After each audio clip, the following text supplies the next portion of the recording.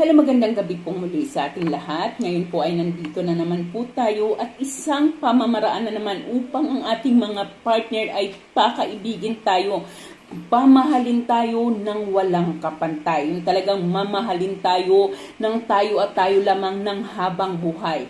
Kung sa tingin naman ninyo inyong mga partner ay talaga namang tapat sa inyo, faithful, hindi nyo na po ito kailangan gawin. Ngunit kung kayo po ay may alinlangan at ang inyong mga partner ay sa nakikita ninyo ay may pagkapilyo, ay pwede po natin itong gawin. Ngunit bago po tayo gumawa ng anumang ritual, tiyakin po na kayo ay may 100% paniniwala, may sapat na oras at dapat po ay talagang gagawin mo dahil gusto mong gawin ito, hindi po lamang dahil napipilitan ka, kundi dahil gusto mong gawin ang ating itinuturo. So ngayon po, may kailangan po tayo dito. Kailangan po natin ng cinnamon powder. Kailangan natin ng asukal. Any kind of color ng asukal, white or red, ay pwede natin gamitin. At kailangan natin ng honey. Siyempre, kailangan din natin ng plain na white na papel at ballpen. Panulat, kahit ano pong panulat, ay pwede po natin gamitin. So ngayon, kapag handang-handa na po tayo, kapag talagang malakas na ang ating hatak ng energy sa ating katawan at nakafocus na tayo sa ating gagawin, ay pwede na tayong mag-umpisa. So pwede po ito gagawin ng Martes or kaya ng Biyernes, kahit anong oras bago po kayo matulog. Unang-una po, kuhanin mo ang papel at ang ballpen. Inikain o panulat ay pwede natin gamitin. Isulat mo ang kanyang kumpletong pangalan ng 3 beses. Kumpletong pangalan. So, ibig sabihin, halimbawa, siya ay si Robert J. Dornan. Kumpletong pangalan po. Kung alam mo ang kanyang kapanganakan ay mas mainam. Ngunit kung hindi naman, basta kumpleto pong pangalan. 3 beses. Ayan, Robert J. Dornan. 3 beses po natin guys isusulat. Pagkatapos po natin itong masulat ng 3 beses, ayan 3 beses, ay atin pong itutupi ang papel papasok sa atin hanggang sa ito po ay lumiit. So ayan, 1, 2, 3. So ayan, papasok po ang papasok po ang ating pagkatupi sapagkat tayo po ay humiling. So muli, atin itong muling tupiin ng 3 beses, papasok sa atin. 1, 2, 3. So, ayan guys, tinupi natin ulit ito ng 3 beses. Ngayon po, isit aside muna natin ang papel dito. Ayan, ilalagay muna natin dito yan.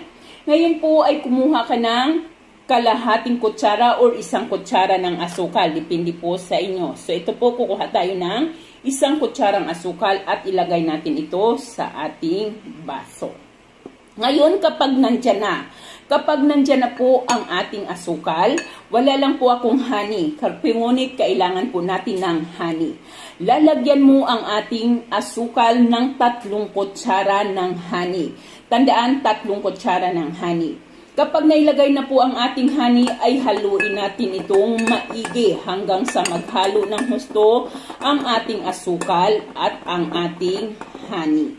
Pagkatapos po niyan, naihalo na pong mabuti ang ating asukal at ang ating honey, ay saka mo ilalagay ang ating papel dito sa taas. So, ayan, ilalagay mo ang ating papel. Pagkatapos mo mailagay ang papel, ay kumuha ka ng 1 kurot ng cinnamon powder. Ang cinnamon powder ay isang napakabisang pangtawag or panghalina ng pag-ibig upang ang pagmamahalan ay mananatili at laging nariyan. So, ayan, ilalagay natin ang ating 1 kurot ng cinnamon powder. Sa mga wala pong cinnamon powder, ay pwede naman pong walang cinnamon powder, honey at asukal lamang.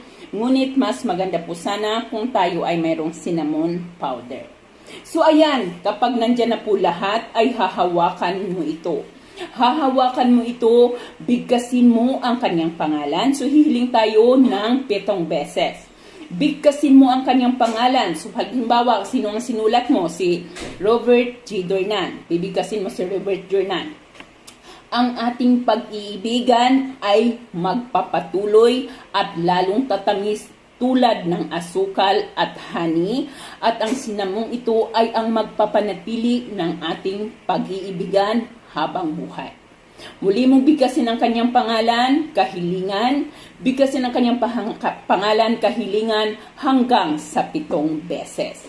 Muli guys, kapag tayo ay humiling, hindi po pwedeng humiling lamang tayo na at bibig lamang ang ating ginagamit. Dapat po ang ating kahilingan ay buong-buo natin itong bibigkasin at nanggaling dito sa ating puso. Hindi po yung basta na lang natin sinabi, dapat po ay habang hinihiling natin, may damdamin. Dapat po may damdamin at buong-buo ang ating pagkakabigkas. Pagkatapos pong humiling ng 7 beses, ano pong gagawin natin dito? Ilagay mo ito doon sa iyong silid. Saan mang parte ng iyong silid, basta dapat po ilagay mo ito sa hindi makikita ng kahit na sino. Upang hindi po ito langgamin, pwede tayong gumamit ng maliit na baso, like shot glass, or kaya naman ay baso na maliit na pwede nating ipatong ito sa isang lalagyan at lagyan ng tubig para po ito ay hindi langgamin. So, kailan naman natin ito pwedeng tanggalin doon? Maaari natin itong tanggalin doon kapag nakikita mo ang iyong partner o ang iyong kasintahan ay naging mas malambing na sa'yo. Pwede mo na itong tanggalin. Hanggat hindi mo pa nakikita na nangyayari na ang iyong kahilingan, ay hayaan mo muna ito. Once po na tinanggalan nyo na ito, ay ilalagay po ninyo ito sa isang puno or sa isang malagong halaman. Habang nilalagay mo ito, ay sasabihin mo, tulad ng puno or ng halaman na itong lumalago, magiging ganun ang ating pag-iibigan. So, ayan po guys, muli pwedeng gawin ito ng Martes or kaya naman ng Biyernes bago po matulog. Basta't magtiwala po tayo ng lubos at syempre wag nating kalimutan ang sabayan natin ng panalangin. Ayan lamang po guys, maraming salamat po at magandang gabi sa ating lahat.